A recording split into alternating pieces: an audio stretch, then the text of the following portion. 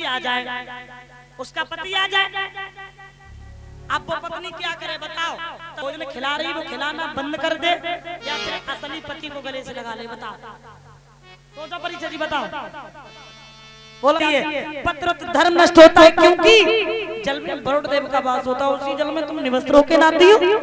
सखियां हाथ जोड़ के कहने लगी, श्याम आज माफ कर दो, आज के बाद में कभी नहीं आऊंगी। तो उसी समय ध्यान रखना, सखियां चली जाती हैं। एक दिन श्याम को याद आई है कि क्यों ना आज हम महाराज दिखाएं, और आज कन्हैया ने क्या किया, हाथ में योग माया से कहा कि सुंदर सी जगह बनाओ। योग माया आज चली है और सुंदर सी जगह बनाती है। श्याम ने जगह को देखा, बंसी हाथ में ले ली। कब बंसी बजाई परीक्षित जी?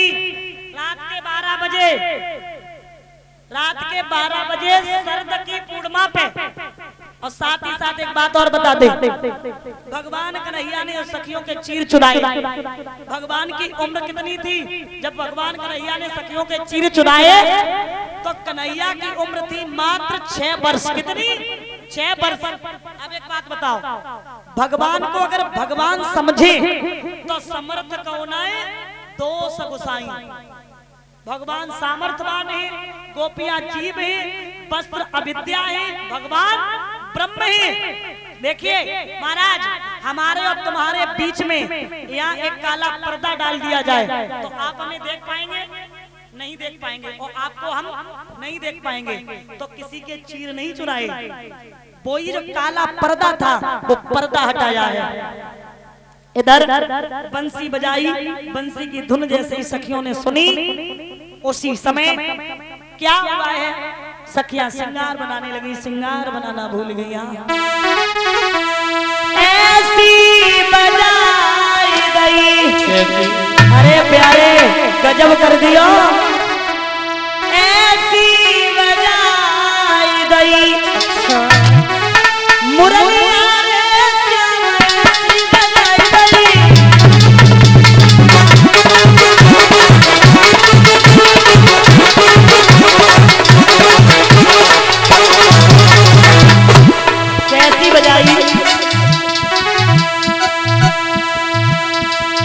किसी के नाम में कुंडल बुला के कान में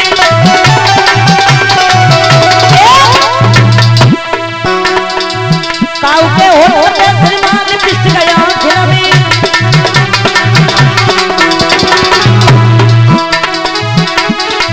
काऊ ने थोड़ी पे चढ़ रही।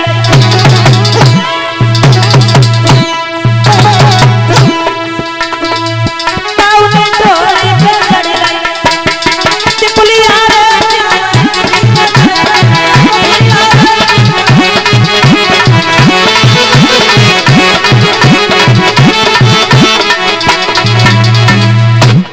बंसी की धुन सखियों ने सुनी। आज उसी समय सभी सखियां जो थी वो श्रृंगार बनाने लगी। श्रृंगार बनाना भूल गई, ओठन की आँखन में आँखन की ओठन पे सब भूल गई। और आज उसी समय सखियां जैसे ही चली और जैसे ही पहुंची वैसे ही श्याम ने जवाब दिया, कहो कैसी आई? तो सखियन को ऐसा लगो परिचय जी, ऐसा लगो जैसे हजारों बिछुअन ने टंक मार दो। सखियां बोली, कन्हैया हमें ना पता आती कि तुम ऊपर तय करिया हो या भीतर करिया हो, लेकिन आज जरूर पता चली गई, जितने ही तुम ऊपर से करिया हो इतने ही तुम भीतर से करिया। क्यों? परिचय जी एक बात बताइयो, तुम्हारे लड़का को ब्याह हो गए और तुम हमारे घर चिट्ठी देवे जाइयो कि शास्त्री जी आए जाइयो। कहने का भाव मेरा ये है कि आप किसी के दरवाजे पे जाना, आपको कोई चिट्ठी दे दे, आप कौन जाना, और वही इंसान ये कह दे कहो कैसी आई, तो तुम तो भैया पीछे ही लौट जाओ, हम कब होना है? अरे जहाँ से बड़ी बेइज्जती का हो, खुदा ही तो चिट्ठी दे आए कि आए जाइयो, खुदा ही कह रहे कहो कैसी आई। तो सखियां बोली, श्याम आप ये बातें कर रहे? श्याम ने जवाब दिया, देखो हम जासू ना कह रहे, हम इस वजह कह रहे कि 3 समय स्त्री को कभी घर से बाहर नहीं निकलना चाहिए। कब कब? एक अर्धरात, माता सुन लेना, अर्धरात यानी कि आधी रात, एक दोपहर और एक पति चाहे अंधा हो, चाहे लंगड़ा हो, चाहे कुरूप हो, कभी भी पत्नी को बिना पति की आज्ञा माने घर से बाहर नहीं निकलना चाहिए। तो सखियां बोली, श्याम एक बात हमें बताओ। परीक्षण जी ध्यान दियो मेरी बात। एक पत्नी का पति 4-6 महीने के लिए प्रदेश में नौकरी करने जाए, ठीक, और वो पत्नी भोजन तब खाती हो जब अपने पति को खिला देती हो। माता तुम भी सुनना, अब पति चला गया, अब वो क्या करेगी, किसे खिलाएगी, बताओ, बोलो बोलो, सुनो।